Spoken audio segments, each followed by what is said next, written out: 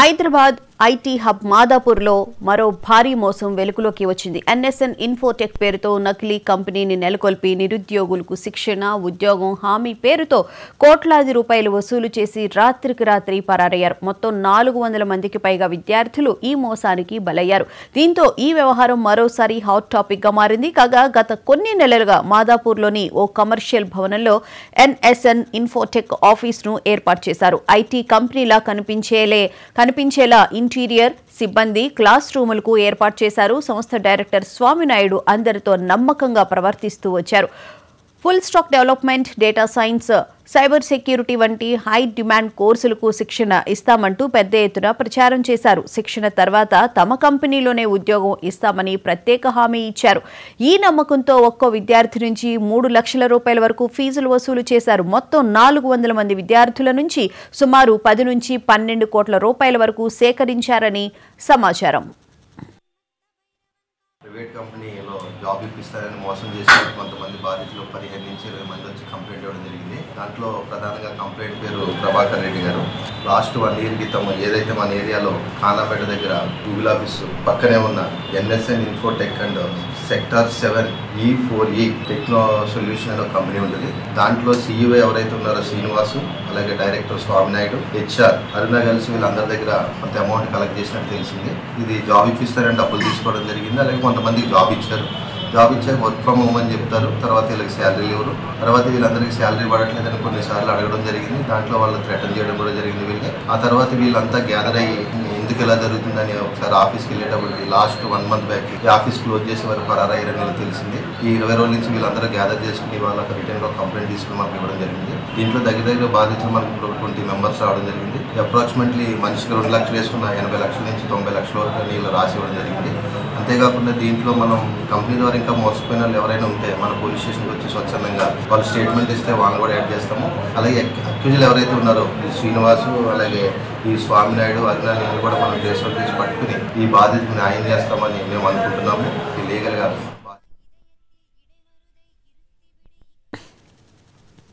ఇక ఇదే అంశానికి సంబంధించిన పూర్తి వివరాలను మా స్పెషల్ కరెస్పాండెంట్ దుర్గేష్ రెడ్డి తెలుసుకుందాం.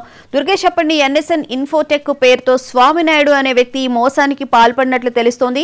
అయితే ఒక్కొక్కళ్ళ దగ్గర నుంచి 3 లక్షలు వసూలు చేశారు అని చెప్పి కూడా అంటున్నారు. అసలు ఏం జరిగింది? హైదరాబాద్ నగరంలో సైబరాబాద్ కమిషన్ పరిధిలో మరో కంపెనీ చీట్ చేసిన పరిస్థితి. గతంలో కూడా ఇటువంటి కంపెనీలు అనేకమైన, అంటే ఎవరైతే రిమోటర్లు కానివ్వండి, సిటీలో ఉన్న వారందరికీ కూడా ఇక్కడ ట్రైనింగ్ ఇస్తాం. ఈ ట్రైనింగ్ ఇచ్చిన తర్వాత మీకు పెద్ద పెద్ద కంపెనీలు మీకు ఉద్యోగాలు లభిస్తాయి అని చెప్పి విదేశాలకు వెళ్ళడానికి అవకాశం ఉంటుందని చెప్పేసి ఒక అమాయకులను టార్గెట్ చేసుకొని ఒక కంపెనీ పెట్టి ఇన్ఫోస్ ఏదైతేనో ఎన్ఎస్ఎన్ ఇన్ఫోటెక్స్ ఏదైతే ఉన్నదో అది కంపెనీ పెట్టి వాళ్ళ దాంట్లో దాదాపు 400 మందికి పైగానే ఒక్కొక్కరి దగ్గర నుంచి 2 లక్షలు 3 లక్షల రూపాయల వరకు వసూలు చేసి వాళ్ళకు ట్రైనింగ్ కొంచెం మధ్యలో ఇచ్చిన తర్వాత బోర్డు తిప్పేసిన పరిస్థితి. అందరూ కూడా లబో దిగు అనుకుంటూ కంపెనీకి వెళ్ళడం, తర్వాత కంపెనీలో ఎవరు లేకపోవడం, వాళ్ళు కేవలం సెక్యూరిటీ సిబ్బంది మాత్రం ఉండడంతోనే బయటకు పంపించిన పరిస్థితి. మరి పోలీసులు ఏం అంటే అక్కడ పోలీసులు కూడా ఫిర్యాదు చేసిన పరిస్థితి. పోలీసులు కూడా ఏం చేయలేమని చెప్తున్నారు. మామూలుగా 2 కోట్లు 3 కోట్లు అయితేనేమో లోకల్ పోలీసులు చూసేవారు ఉంటారు.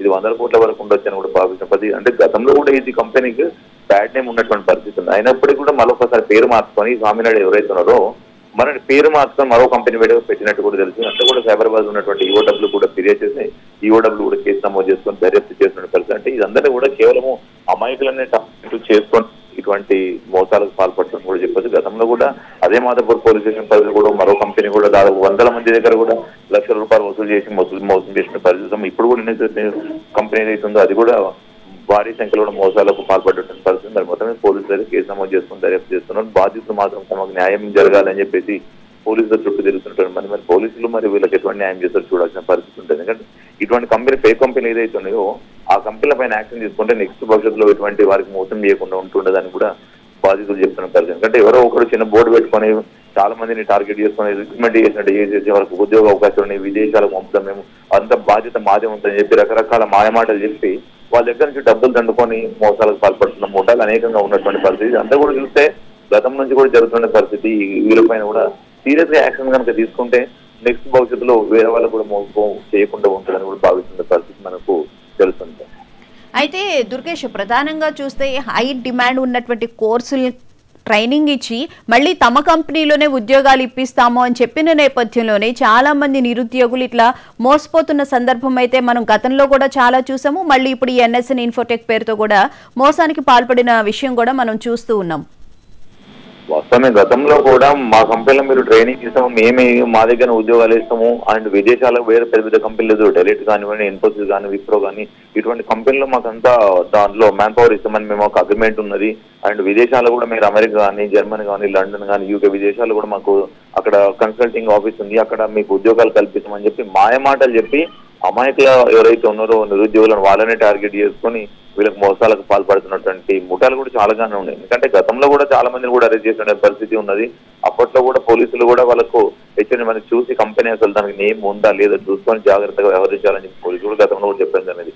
కానీ అమాయకులకు ఎవరైతే ఉన్నారో వీళ్ళకు ఉద్యోగం రావాలా, విదేశాలకు వెళ్ళిపోయి స్థిరపడి ఉండాలని ఒక ఆశతోని ట్రైనింగ్ తీసుకునే పరిస్థితి. ఎందుకంటే వీళ్ళ దగ్గర అయితే ట్రైనింగ్ సిస్టమ్ ఏదైతే ఉన్నదో మామూలుగా సిస్టమ్స్ పెట్టేసి తీసుకున్నామని చెప్పి ఒక ఫేక్ వాడుతున్నటువంటి పరిస్థితి. ఇటువంటి మోసాలకు పాల్పడుతున్నటువంటి నిందితులు ఎవరైతే ఉన్నారో వీళ్ళపైన కఠినంగా వ్యవహరిస్తే మాత్రము ఈ ఫేక్ కంపెనీలు ఏదైతే హైదరాబాద్ అంతా కూడా ఐటీ కారిడార్లోనే ఉన్నటువంటి పరిస్థితి, సైబరాబాద్ లో ఉన్నటువంటి ఈ కంపెనీలన్నీ కూడా చాలా మంది కూడా ఇటువంటి అమాయకుల ప్రజలని మోసాలు చేసేటువంటి అక్కడ ఉన్నది. ఎందుకంటే వీళ్ళందరూ కూడా ఎవరైతే ఐటీ కంపెనీలు అట్టే ఉంటున్నాయో అక్కడనే ట్రైనింగ్ ఇస్తున్నారు అని వాళ్ళు వెళ్తూ ఉంటుండే పరిస్థితి. వీళ్ళని ఆసరాగా తీసుకొని వాళ్ళు ఏదో కంపెనీలో పెట్టేసి విదేశాలు మాకు సోర్స్ ఉన్నది మేము పట్టిస్తామని చెప్పేసి వీళ్ళ దగ్గర నుంచి డబ్బులు తీసుకొని మామూలు ట్రైనింగ్ ఇచ్చినట్టు ఇచ్చేసే డైరెక్ట్ లాస్ట్ చివరికి ఏదైతే వాళ్ళ టీం ఉంటుందో ఒక 200 మందికి 300 మందికి ఏదైతే ఉంటుందో ఒక బ్యాచ్ అయిన వెంటనే ఆ బ్యాచ్ నెక్స్ట్ బ్యాచ్ లో చేసినట్టు చేస్తారు, మళ్ళీ థర్డ్ బ్యాచ్ కల్లా ఆ కంపెనీ క్లోజ్ చేస్తున్నారు. దానికి అప్పటికల్లా వీళ్ళు వందల సంఖ్యలో చేరుతూ ఉంటారు, 100 కోట్ల రూపాయలు వాళ్ళు వసూలు చేసుకుని పారిపోతున్నటువంటి పరిస్థితి ఉంది. అయితే దీనికి సంబంధించి అసలు పోలీసులు ఏమంటున్నారు? ఆల్రెడీ దాని ఆబ్వియస్ ఎందుకంటే అది ఖచ్చితంగా యువడబ్ల్యూ కేసు, అది ఆల్రెడీ కేసు అయింది. ఆ యువడబ్ల్యూ కూడా ఇన్వెస్టిగేషన్ చేస్తున్న పరిస్థితి. ఇతను ఎప్పటి నుంచి కంపెనీ పెట్టండు, ఈ కంపెనీకి విదేశాలకు ఎవరికైనా వీళ్ళకు అవుట్ సోర్సింగ్ ఇస్తామని చెప్పిన అగ్రిమెంట్ ఉన్నదా లేదా, వీళ్ళకి అసలు పర్మిషన్ ఉందా లేదా, అసలు ఈ స్వామినాయుడు అనే వ్యక్తి ఇంతకు ముందు ఎన్ని కేసులలో ఉన్నాడు, ఇప్పుడు దాదాపుగా 200-400 మంది అని చెప్తున్నారు. 400 మందికి ఇప్పుడు వచ్చిన బాధితుల కంటే ముందు కూడా గతంలో కూడా ఆయనకి హిస్టరీ ఏముంది, అసలు ఏం చేశాడు అన్న దానిపైన కూడా ఆరాధిస్తున్నారు. మొత్తం మీద అయితే పోలీసులు అదుపులో ఉన్నట్టు కూడా తెలుస్తా ఉన్నటువంటి పరిస్థితి ఉంది. మొత్తం మీద యాక్షన్ తీసుకున్నామని పోలీసులు కూడా చెప్తున్నారు. కానీ బాధితులు మాత్రం మా డబ్బు తమకు నుంచి ఇప్పించాలి, మాకు అది న్యాయం చేయాలని చెప్పి వీళ్ళు తిరుగుతారు. మరి డబ్బంతా ఇప్పించాలంటే మరి ఆ డబ్బంతా ఎక్కడ పెట్టిండు, లాకర్లో పెట్టాడా, ఇంకా విదేశాలు పంపించిండా, అసలు ఈ అమౌంట్ అంతా ఎక్కడ చేసిండు, 1 కాదు 2 కాదు 100 కోట్ల రూపాయలు వసూలు చేసినట్టు కూడా తెలుస్తాం కదా. ఆ 100 అమౌంట్ అంతా కూడా తీసి మాకు ఇవ్వాలని చెప్పేసి వీళ్ళు బాధ్యతలు చెప్తున్నటువంటి పరిస్థితి ఉంది. Right, thank you Durgesh.